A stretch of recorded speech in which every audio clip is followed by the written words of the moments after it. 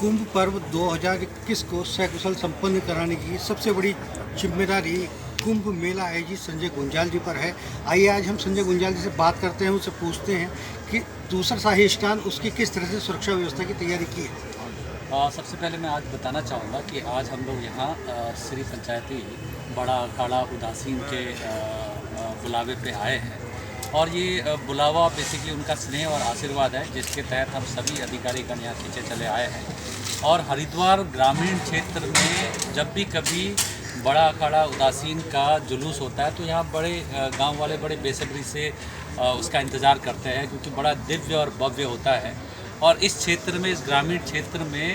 कुंभ का आगाज़ उन्हीं के द्वारा किया जाता है। और हर बार जब भी कभी कुंभ होता है तो यहाँ के क्षेत्रवासी जो दिव्यता और भव्यता के साथ अखाड़े के द्वारा यहाँ जुलूस निकाला जाता है, शोभा यात्रा निकाली जाती है, तो उसमें हम लोग शरीक भी होते हैं। और उनके द्वारा जो इस तरह के आयोजन होते हैं उसमें बड़े उत्साह से हम लोग उनका आशीर्वाद लेने के लिए आते हैं। दूसरा जो आपने सवाल पूछा है कि यहाँ कुंभ मेले में अब पहला शाही स्नान जो कि सन्यासी अखाड़ों का था वो सकुशल संपन्न होने के बाद जो दूसरा शाही स्नान के रूप में सोमवती अमावस्या के दिन 12 तारीख को होगा, उसमें काफ़ी इस बार चैलेंजिंग इसलिए रहेगा क्योंकि 12 तारीख से पहले जो सैटरडे संडे पड़ रहा है और सोमवती अमावस्या भी है, फिर उसके बाद 13 तारीख को नव संवत का पर्व स्नान है, फिर 14 तारीख को तीसरा हमारा शाही स्नान है और वो बैसाखी का मेन शाही स्नान है। तो इस तरह से 3 दिन लगातार जो स्नान पड़ रहे हैं और 2 मुख्य शाही स्नान पड़ रहे हैं, तो जो भीड़ आएगी वो लगातार हरिद्वार के क्षेत्र में रहेगी। और अभी तक का जो पूर्व में कुंभ का इतिहास रहा है कि हरिद्वार की जो कैपेसिटी है बहुत कम पॉपुलेशन के हिसाब से है, और इतनी बड़ी संख्या में जब लगातार लोग अगले 4-5 दिनों तक यहाँ रहेंगे तो क्राउड मैनेजमेंट के लिहाज से, ट्रैफिक मैनेजमेंट के लिहाज से बहुत चुनौतीपूर्ण समय रहेगा। तो ऐसे में सभी के सहयोग से, जिसमें समस्त हमारे सम्मानीय अखाड़े और जो यहाँ के जनता के जो विभिन्न स्टेक होल्डर्स हैं उनके सहयोग से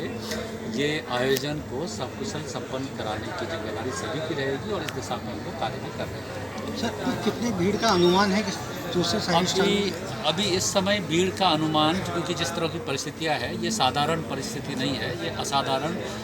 एक्स्ट्रा ऑर्डिनरी आप कह सकते हैं, जिसमें कि सिर्फ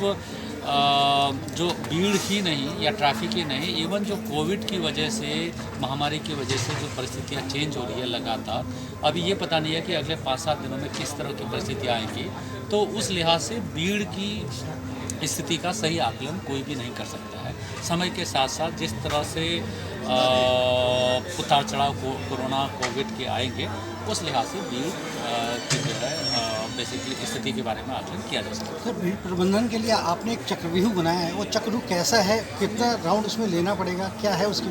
बेसिकली सभी लोग घाटों में जाना चाहते हैं, तो ऐसे में कई बार घाटों में जाने की संख्या ज़्यादा रहती है लेकिन निकलने की संख्या स्वतः ही कम हो जाती है। तो ऐसे में भीड़ नियंत्रण के लिहाज से होल्ड एंड रिलीज का एक कॉन्सेप्ट है, जिसमें कि जो घाटों में जाने वाली जो भीड़ है उसको डिले किया जाए, उनको होल्ड किया जाए, और जो रिलीज़ है, जो रिलीज इस तरह से किया जाए कि जब घाट खाली होने लगता है तब पब्लिक को निकाला जाए, ताकि किसी भी तरह से जो स्टैंपिंग की स्थिति ना है। तो उस लिहाज से जो व्यवस्था है उस दिशा पे हम लोगों ने जगह जगह होल्डर्स बनाए, लगभग 14-15 होल्डर अलग अलग जो हमारे स्टैंपिंग प्रोन एरिया जिसे कह सकते हैं उन जगह पर बनाए। आपसे हमारे साथ कुंभ मेला आयोजित संजय गुंजाल जी, उन्होंने बताया दूसरे शाही स्नान के लिए तैयारी चाक चौबंद की गई है। धन्यवाद।